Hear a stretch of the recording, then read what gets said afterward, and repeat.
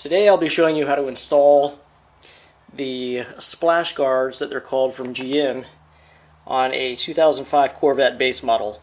My Corvette did not come with these on it, and this area right in here has been taking quite a beating from sand and dirt and everything on the road, and it's starting to affect the paint. It's starting to look kind of not so glossy anymore, as if it's been sandblasted. I don't like that, so I want to add those little splash guards to kind of protect the paint a little bit so it doesn't get ruined. Because I actually drive my car like in the rain and stuff like that. I know it's a sin to do that to a Corvette, but it's a car, I'm going to drive the thing. So the first thing you want to do is acquire your splash guards. I got mine from GM. They were actually pretty cheap. They came next day. You're going to need that part number right there, however. Give that to the person at GM, otherwise they won't be able to find the damn parts, or at least the guy at my dealership couldn't until I gave him a GM part number. Because when I originally called up there and asked for a price, he spent 10 minutes on the phone trying to search the system for it, couldn't find it, and I ended up hanging up not getting a price. You can buy them on Amazon, eBay, several other places as well, but from the GM dealer they were the same exact price. I got them the next day, and it's an official GM product that I knew I was getting. So start with that. So on the front it's pretty easy to do. You're not going to need a drill or anything like that. For the rear you will need to drill 4 holes from what I was reading for the little clips to go into. But for the front, just turn your wheel to the side a little bit so you can get some clearance. Take a rag with a little soap and water and clean this area off really well. Get all the dirt and everything off of there.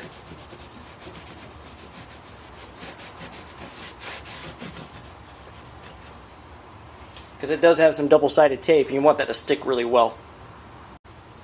So once you get all of your dirt and everything cleaned off there, the next thing to do is to remove the old pins that are there. There's 4 push pins here. You want to remove those and you're going to replace those with these. So that's what you do next. Just use a flat blade screwdriver to kind of stick in there. Just kind of work them loose.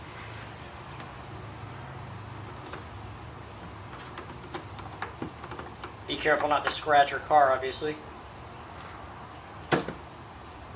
So you just pop that out, do that for each one of these.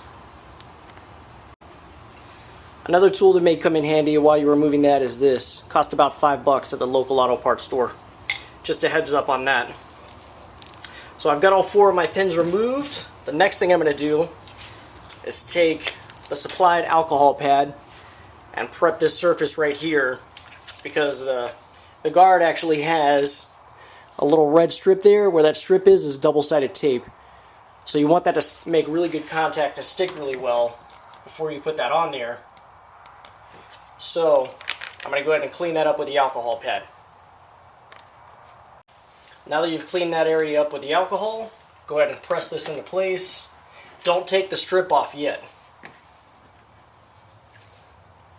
Take your new pins, insert them. Don't push it all the way in yet, because obviously you want to be able to kind of line this up and everything before you actually secure that into place.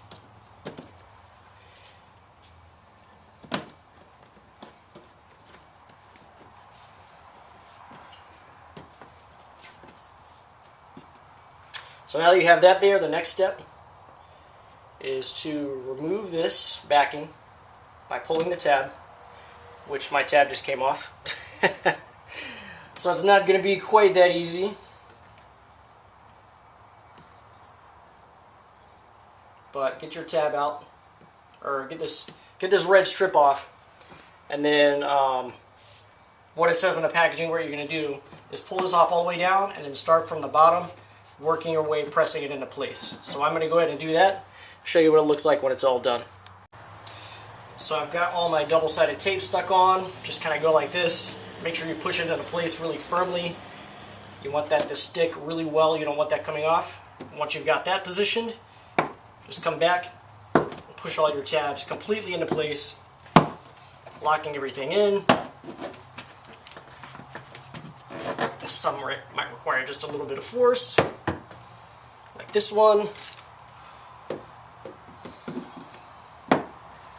What I may need to do is kind of wiggle this around to get it Make sure everything's seated properly before I push it in there. And there we go. Boom. So that's the front.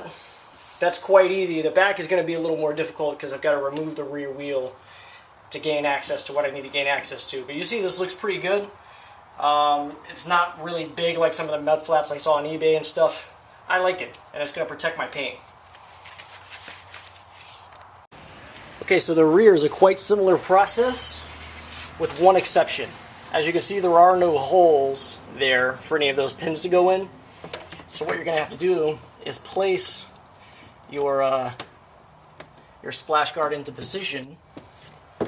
Use a bit of masking tape to hold it in place, and then take a 21/64 drill bit and drill holes where those pins are going to have to go. Same size pins, same everything. The only thing, like I said, is you got to make sure you position it properly. Right here is where it's going to get a little bit critical. Make sure you're lining this up. Obviously, you don't want this to be over here or anything like that. You want to make sure your holes are in the right spot before you start drilling on your Corvette. I was a little bit nervous about doing this, but I mean, it's what has to happen for the splash guards to go into place and to protect the paint. So I'm going to go ahead and tape this up, drill the holes, show you what to do next. So as you can see, I've got this plenty of tape holding this in position while I'm drilling.